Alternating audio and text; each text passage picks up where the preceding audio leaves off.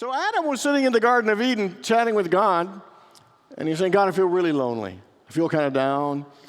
And God said, what's the matter? I said, well, you've given me all this stuff. I feel so blessed, but, I really don't have anyone to talk to, anyone to do stuff with. You think we could do something about it?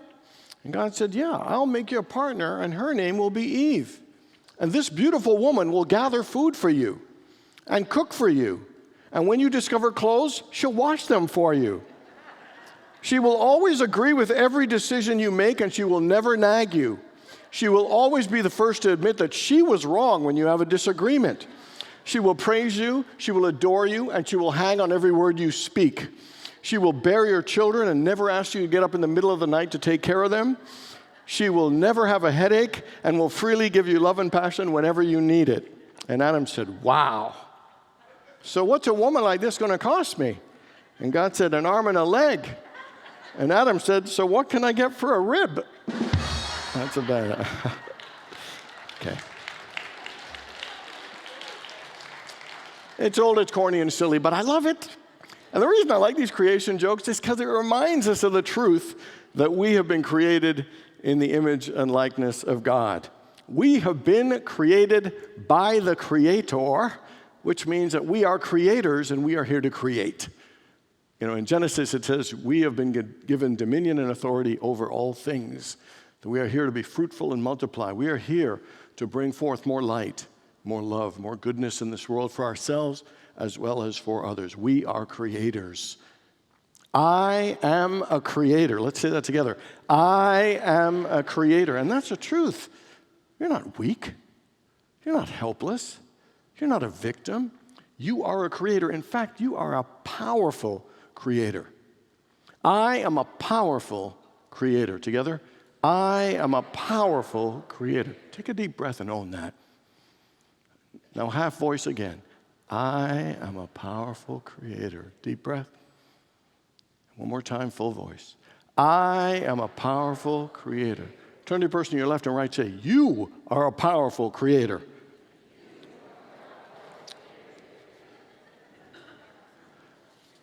So, my powerful creators, what do you think are the most creative gifts, tools, powers, and resources that God has given to us? I'll give you a few. It says it's seeking, asking, desiring, having a vision, having an intention, having a plan, taking action steps, thinking, affirming, being persistent, hardworking, and determined. There are books that have been written about setting goals. One of them says you should write down your goals, and they should be smart. They should be specific, measurable, achievable, realistic, and timed. They have all these things that help us achieve our goals, to create the kind of lives that we want. Yet, studies show only 8% of people who set New Year's resolutions achieve them, and it's not that much higher for people who set goals in life. So my question is, why? Why is it when we're such powerful creating beings that we are creating the lives that we want as effectively as we want, and we have all these tools? And I would suggest there's one tool that is powerful, that's an important part of this set that we don't use at all and sometimes don't even think about it, and that is the creative power of our feelings. I can hear how excited you are about today's topic. I can feel it. And I'm not surprised because we don't often think about feelings as being creative. We think about feelings as being reactive. Something happens, that's how you feel. But the fact is, our feelings are creative.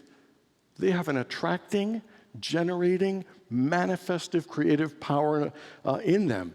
Yet we don't always use it or consciously use it. Lynn Grabhorn, in her fabulous book, Excuse Me, Your Life is Waiting, tells a story about this little pint-sized baseball player named Jesse. And he was a bit of a phenom because he was tiny and he hit the most home runs. And so her friend, whose son was playing in the game, said to Lynn, come on, let's go and watch. And this little guy, got up and he just would hit home runs. He hit 4 home runs in the game. She couldn't believe it. He was like a little rock star of the Little League. So she went up to him afterwards and said, well, how do you do that? He said, I don't know. He said, no, but think about it. What do you do? He said, well, I get up there and I just feel what it would be like to make contact with the ball. I just feel what it would be like to hit a home run, and it happens. What we feel has a creative, attracting force. Lynn Grabhorn says, you don't get what you want in life, you get what you feel. You know, we've all heard, as a man thinketh, so is he. Have you heard that? But that's incomplete. That's what we hear, but here's what it says. As a man thinketh in his heart, so is he. And that's, as a man thinketh, it's a thought in his heart, feeling, so is he, the outcome. I call that the creation equation. Thought plus feeling equals outcome. I'll give you another example. Jesus said, whatever you ask in prayer, believe that you've received it, and it will be yours. Whatever you ask, the thought, the thing, believe you've received it, feel like you have it, and it will be yours. It will be the outcome. There's a huge difference between wanting something and believing and feeling like it's yours, believing and feeling like you have it. I want you to think about something you want in your life right now. And what would it feel like if you had it right now? Can you feel what that would feel like? To have the very thing that you want in your life right now, how would it feel? In the prosperity class, we use this a lot. We practice this a lot. One of them we practice is feeling prosperous. So how about let's do that? If you had your most prosperous life, what would a prosperity feel like for you? What would a prosperous life feel like for you? It's okay if this feels awkward because we are so unaccustomed to actually training ourselves to use the power of our feelings. Now, the thing is, this is powerful for prosperity and for all kinds of good things, but it also works in areas of poverty and lack and the not-so-good things we want. Let me give you an example. In the book of Job, Job said these words. He said, the thing that I have feared has come upon me. The thing, the thought, that I have feared, the feeling, has come upon me, is the outcome. You know, there are all kinds of things that we end up attracting to ourselves that we don't want. I remember when I was a kid in school and I didn't do my reading for my English class, and the next day the teacher said, can someone summarize last night's reading? And all these keener kids would have their hands in the air. I wouldn't put my hand up and I would think, oh God, please don't pick me, please don't pick me, please don't pick me. Well, guess what? The thing that I feared came upon me, and she picked me. But we have all kinds of things that we put out of fear that I'll get hurt. Fear that I'll make a mistake. Fear that this investment will go south. We put a lot of energies out there, and the thought plus the feeling will bring us outcomes. And so, to me, one of the important things for us to realize is that we need to be more intentional about the feelings that we have. You know, we need to be more intentional and consistent about what it is that we put out there. I read an interesting study, and here's what it said. The heart creates the largest electromagnetic field in the body. The electric field of the heart produces 60 times greater an amplitude than brain waves.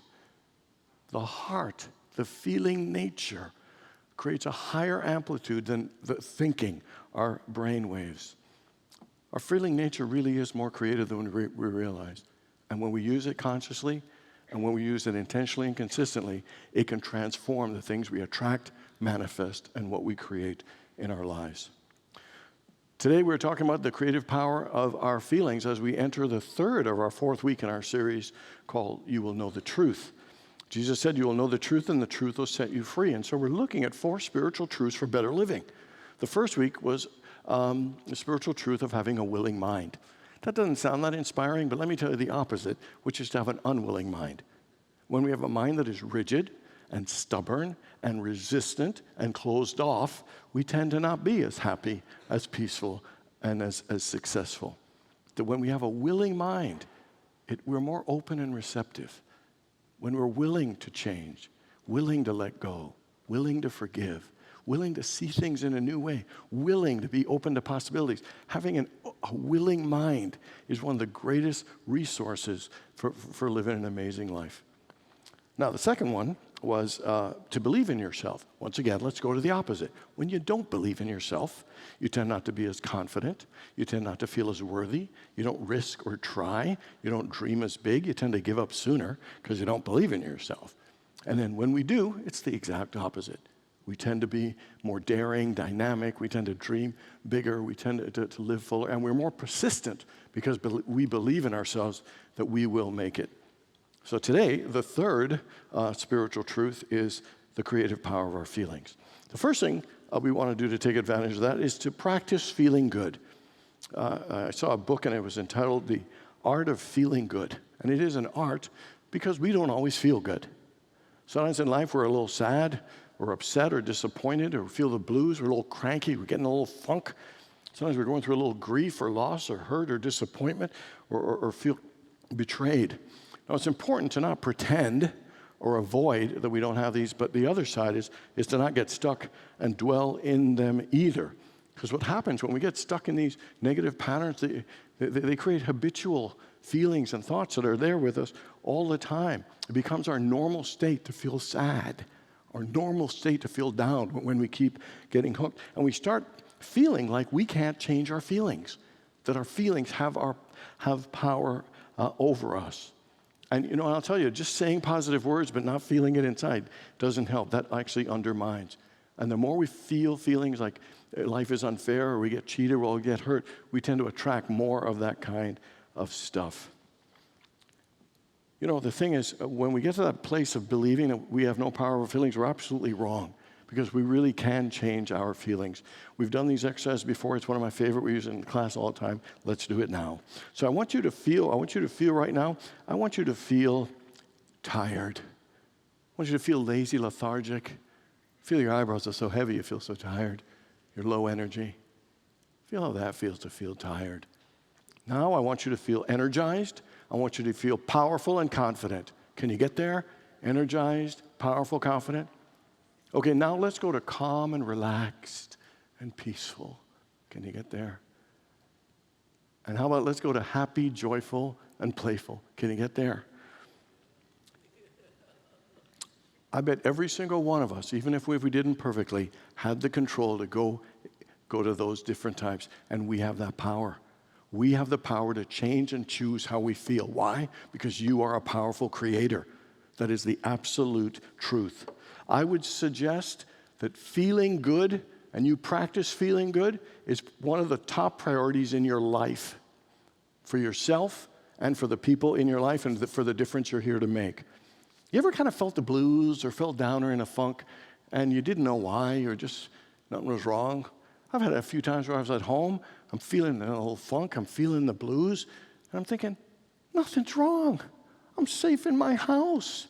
Everything's fine.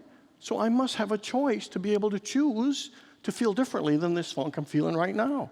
So then I would start practicing little things to help me get out of my funk. I did these by myself because they're really embarrassing to do in front of people, but here's one of them. One of them, I would just make myself smile and sit up or stand up straight. Because I have heard that a smile releases endorphins that make you feel happier and less pain and actually reduces your level of stress and energy. And the one I do sometimes is look at myself in the mirror and smile. And it'll feel mechanical at first. Oh, yes, it will.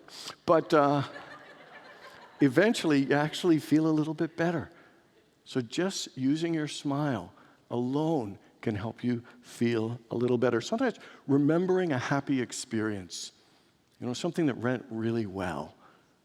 A game that you won or your team won. I remember when I was a kid in high school, I was a high jumper, and the first time I jumped over my own height was one of the most exhilarating memories. I can go right to that place of how good I felt about that. Maybe some achievement, something you've done that made you feel good. Something else, I love laughing.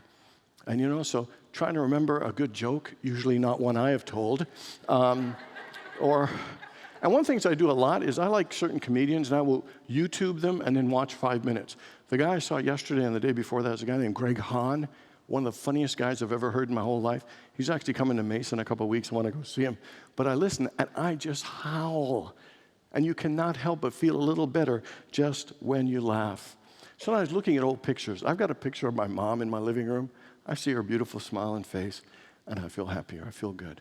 There's a picture of me and Muhammad Ali on my fridge, and that makes me feel happy. It could be watching the sunset, the stars, the moons.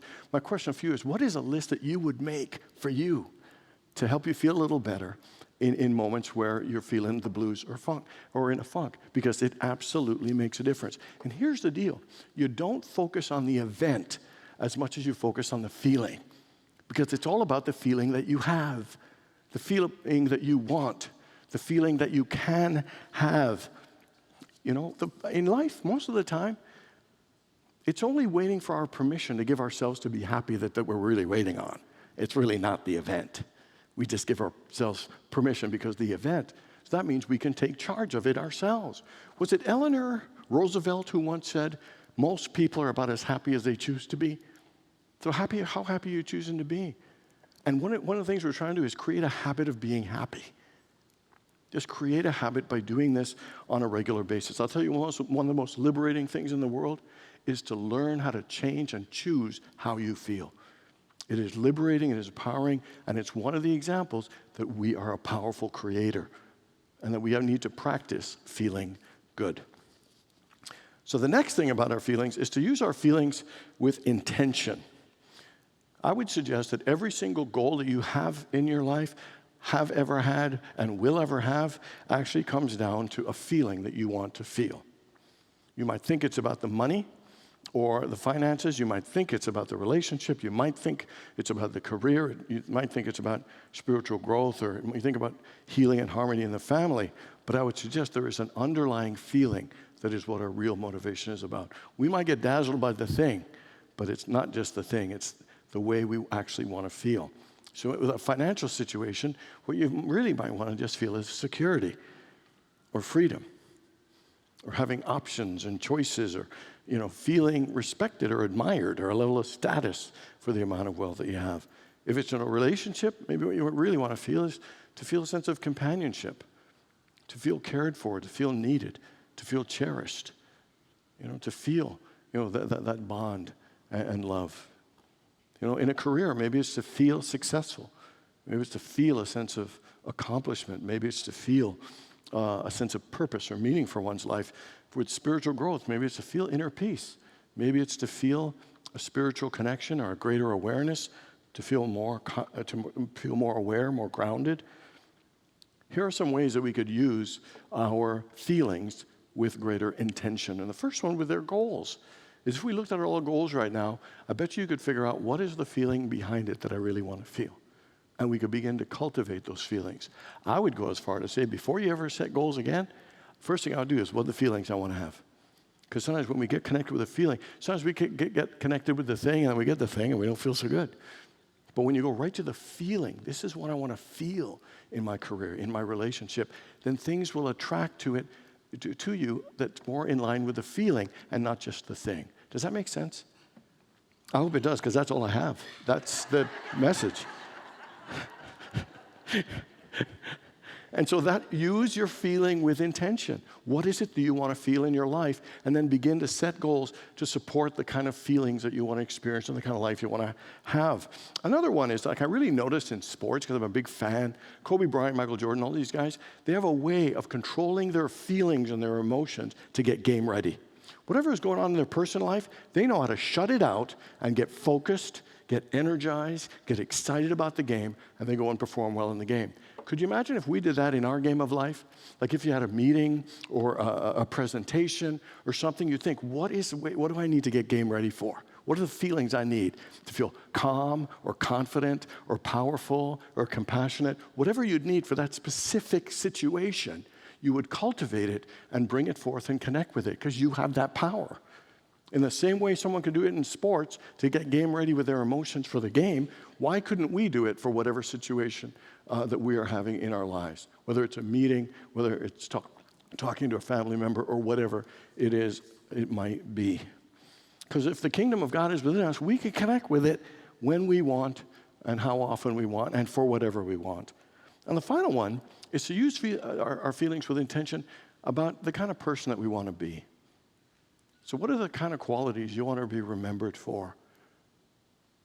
Would you like to be known for being joyful, and kind, and positive? Then cultivate feelings of being joyful and kind and positive. Is it to be honest or caring or generous, whatever it is that we can cultivate consciously. And I know this sounds awkward. Like if I were to say, go practice that skill, you'd say, yeah, got it, that makes sense.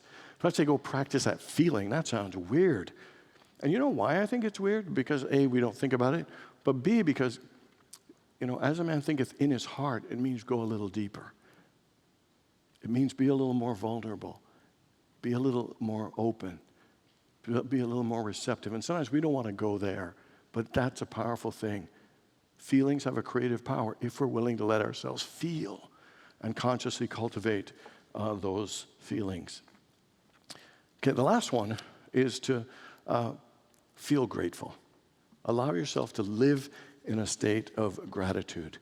I would say other than love, I would say gratitude is the next highest vibrational frequency that we can create and connect with.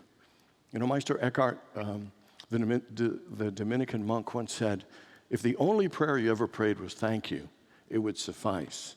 That's a pretty powerful thing to say. The only prayer you ever prayed was thank you? That's pretty powerful. Feeling grateful does 4 things for us. Number 1, it helps us focus on the good and helps us remember how blessed we are. Sometimes we take a lot of things for granted, but there is so much to be thankful for, and it's always there. But gratitude helps us actually acknowledge and realize how blessed we are and how much good is in our lives. The second thing is that it helps us acknowledge God, the very source from which all this good comes. It's one thing to be grateful for the thing. It's a higher level of gratitude to be grateful for the thing that makes it possible, from the source out of which it all comes. That's a high level of gratitude and awareness. The third thing about feeling grateful is that it helps us appreciate and enjoy what we have. It's one thing to have something. It's a whole different thing to enjoy it, to appreciate it, to use it. It's about appreciating and enjoying who you are, appreciating and enjoying what you do, appreciating and enjoying what you have, appreciating and enjoying the people that are with you. I would say the highest sign of a prosperous life is not how much you have, it's how much you enjoy and appreciate what you have. And the final thing that feeling grateful does, it attracts more good. It's like a magnet, this gratitude thing. The more grateful we are, the more things we'll attract into our lives to be grateful for. So my question for you is, what makes you feel grateful? How often do you feel grateful? And yeah, we're human beings, we get distracted all the time, but we can get to a place where we feel grateful more frequently. So here are some ways I think we could help ourselves feel grateful more often. The first one, I should say to start your day and end your day feeling grateful. Like before you get off the bed, feel grateful you woke up. Feel grateful you get to live this day. Feel grateful you get to do what you do. Feel grateful that you get to learn and love, and you have people in your life there with you. And then at the end of the day, give thanks for the day, for what you learned and for the unexpected gifts and blessings and things that happen. Start your day in gratitude, end your day in gratitude. A powerful way to feel more grateful. Now, if that's a little too much for you, maybe do it once a week and look back at your week. Be like, oh my God, it's like a gratitude overload for you. But how about once a week? And look back and think, what are the good things that happened to me this week? I'll tell you one. I went to Atlanta for 2 days for a basketball game. First thing I was grateful is a friend of mine picked me up before 5 a.m. Before 5 a.m. airport ride is a whole lot of things to be grateful for. You got a friend that cares about you that much? And then the other thing is, so I went to Atlanta, and I flew on Southwest. I haven't been on a Southwest flight for 3 years. I used to love flying all the time.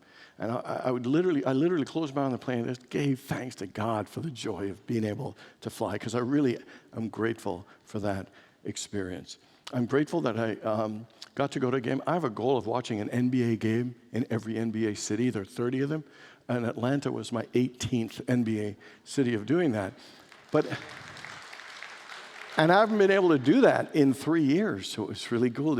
And then my buddy Mike, my friend from North Carolina, he met me there, and so I haven't seen Mike in 3 years, and so that was a great experience.